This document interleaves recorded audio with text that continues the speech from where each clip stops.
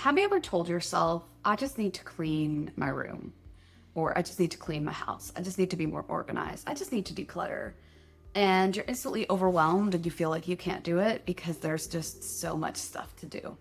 Well, today I'm here to tell you that you are not the problem. You're not lazy, you're not undisciplined, you're not unmotivated. You're just mixing a lot of things in your head that no one ever explained to you. Before we get into it, my name is Isabel, and on this channel we talk all about embracing your weird in order to build a better brand, business, and life. So let's go.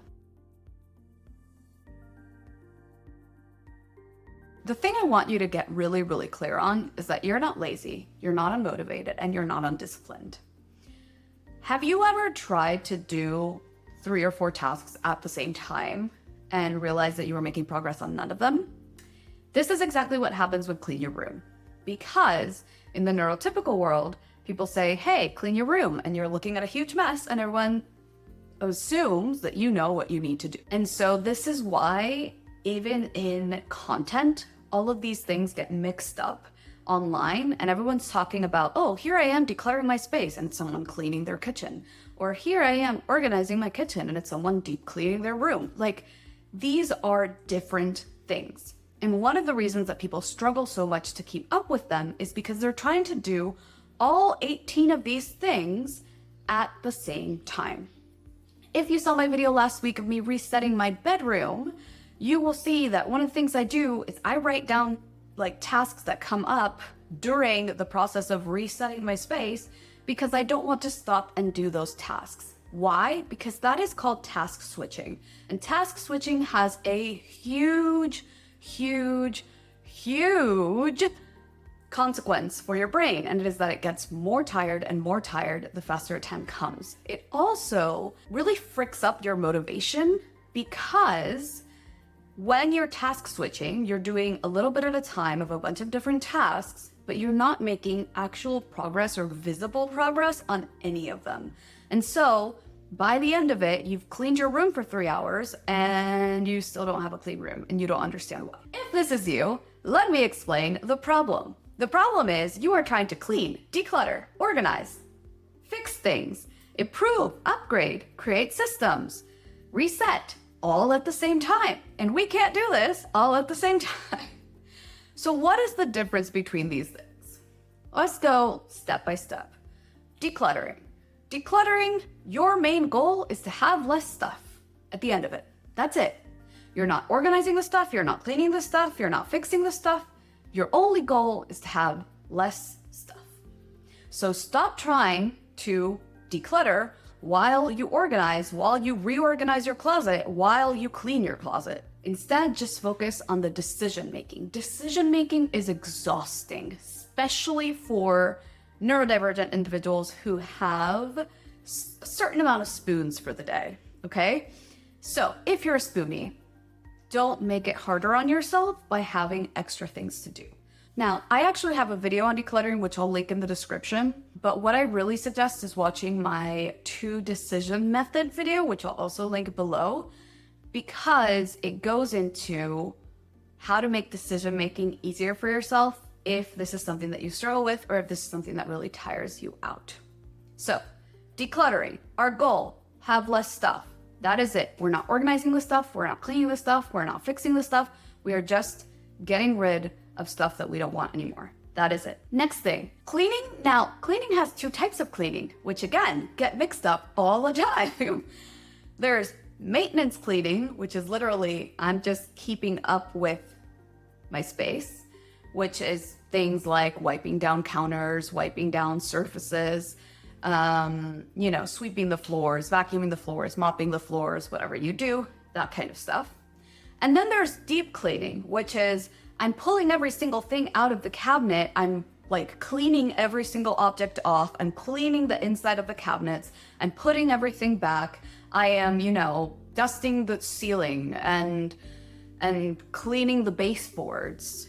That is all deep cleaning. And part of the problem is that the internet has made us believe that deep cleaning and maintenance cleaning are the same thing and that we should all be cleaning our baseboards once a week, when in reality, no one is cleaning their baseboards once a week unless they're hiring someone else to do it for them. That is it. We have maintenance cleaning and we have deep cleaning. And when you're going to clean your space, you have to decide, am I doing maintenance cleaning or am I doing deep cleaning?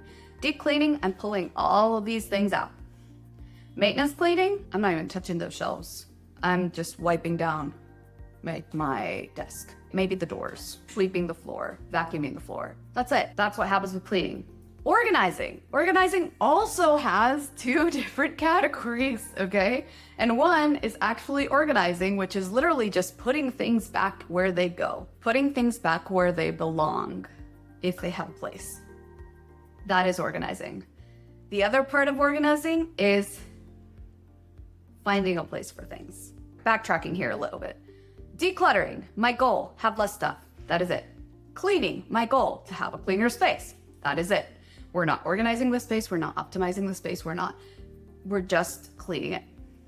Organizing, to have a better organized space. The goal is for everything to have a place, for everything to have a home, okay? Now this happens in one of two ways. Way number one, you put things back where they belong. And that is literally as easy as setting a 15-minute timer and just putting things back where they go. And if things don't have a place yet, put them all in a basket or a box until you decide what that place is. And then you go into the other part of organization, which is creating systems or optimizing systems. This, again, gets terribly mixed up. People go, hey, I'm going to organize my space. And they start doing two things at once, which is great for a neurotypical brain that can do this, or for a neurodivergent brain when they're on a really good brain day. But on days when we're not having a really good brain day, then it's not possible to do both things at once. So again, optimizing the space, what does that mean?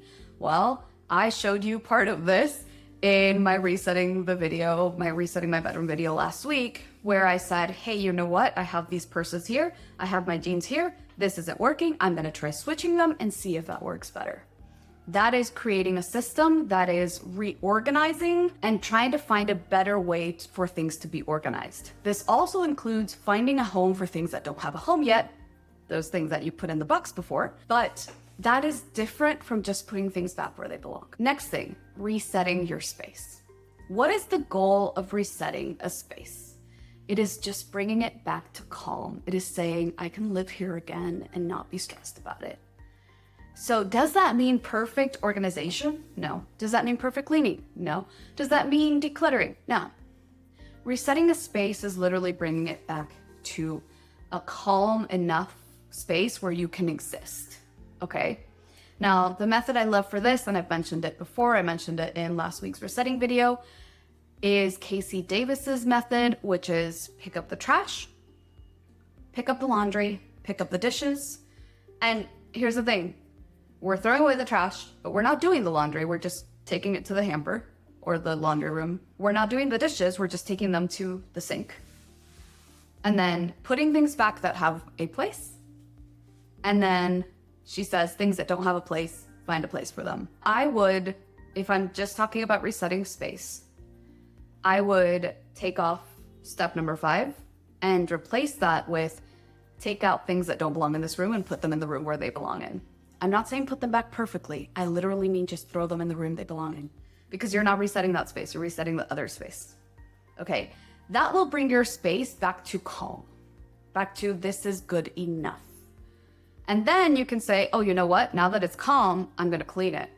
I'm going to do a maintenance clean. Let me wipe down the surfaces, right? Oh, you know what? Now that it's calm enough, I can create a system and let me find a place for all those things that don't have a place, which are currently in that box. But these are different tasks, okay? What else do we have? We also have up-leveling or upgrading, which includes renovating, decorating, buying new things for your space, whether that's organizers or whatever. That's another thing, right? Online videos of let's organize this space with me include a lot of people buying a lot of organizers, which is not realistic for a lot of us. First of all, if your space is out of control, you shouldn't be buying organizers.